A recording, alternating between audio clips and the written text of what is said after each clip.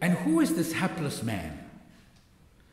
And so I asked myself, what would happen if I accepted the invitation and crawled into this chilling parable and look at him from the perspective of the hapless man, the wedding guest?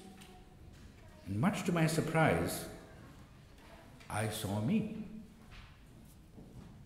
You see, I grew up in a religious environment where there was no lack of impossibly high ideals.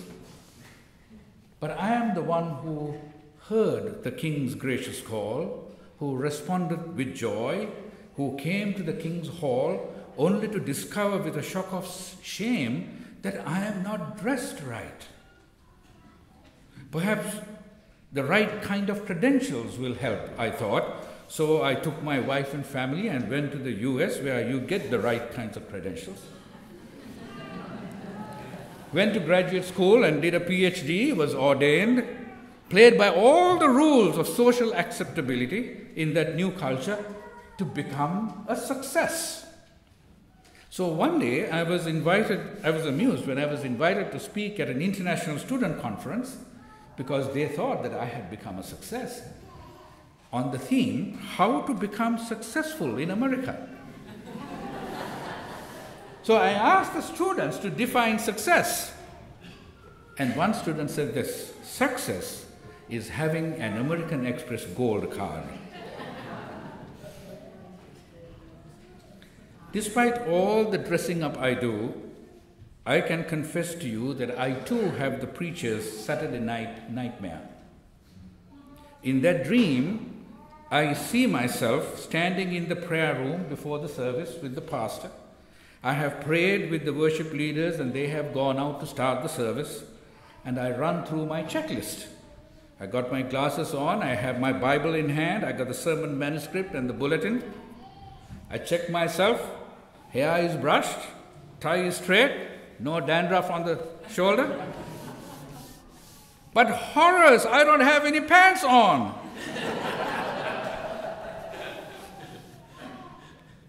Let me be clear, even those of us who are consummate insiders, even those who have the gold card, sometimes don't have our pants on.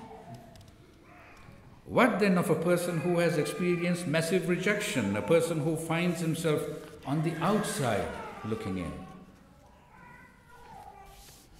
A young Hindu attorney in apartheid-ridden South Africa walked up to a nearby Dutch Reformed church where the famous evangelist and Bible teacher C.F. Andrews was scheduled to preach. Someone had given him a New Testament, which he read avidly and desperately wanted to learn more about Jesus. As he went up the steps to the church, two burly white ushers met him at the door and refused to let him in. The color of his skin was a little too dark. E. Stanley Jones, famous missionary to India, writes in his biography of Mahatma Gandhi, and I quote, "Racism has many sins chargeable to its account, but none greater than when it blocked the door to Jesus for one of the most sensitive souls ever born." And though Gandhi's admiration for Jesus remained steadfast, his antipathy toward the church never softened.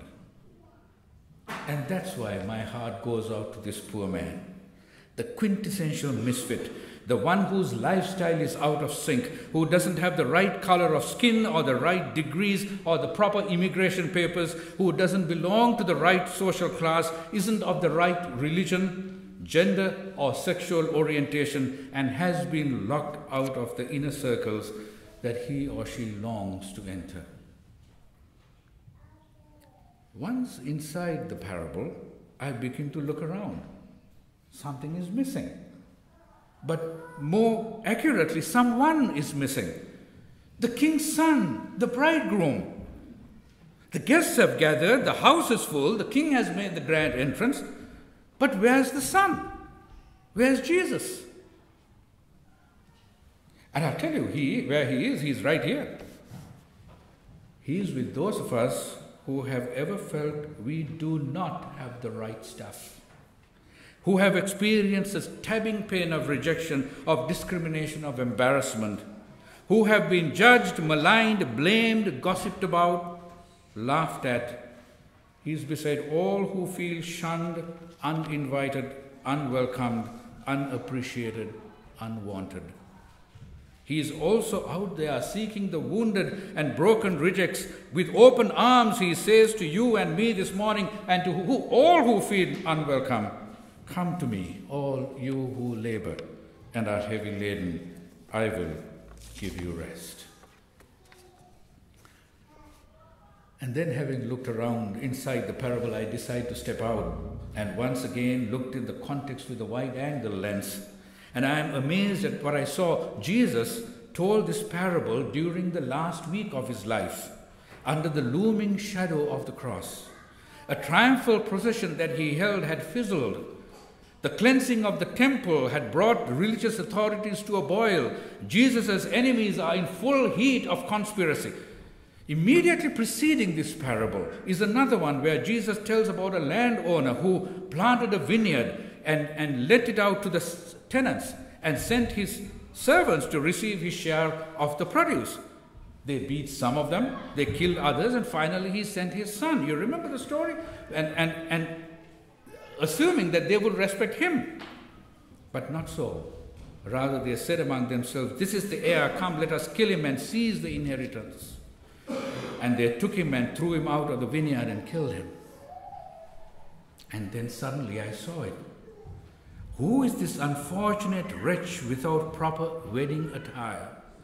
Who is it that stripped naked of every vestige of orthodoxy, of honor, of legitimacy by both the religious and political establishment? Who was it that arrested and while at prayer and dragged off in chains, hauled before the chief priest, put on trial before the Sanhedrin council, whose earthly representatives serve a severe God? Who is it that stood before the great king, King Herod, without proper attire?